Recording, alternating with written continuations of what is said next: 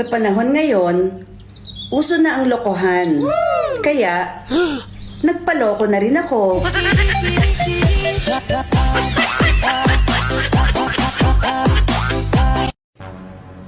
Ikukulong daw yung walang bingbang. Yari itong nanonood.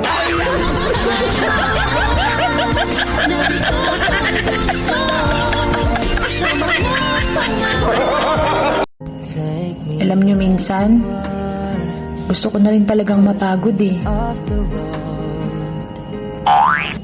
Kaya lang tinatamad ako.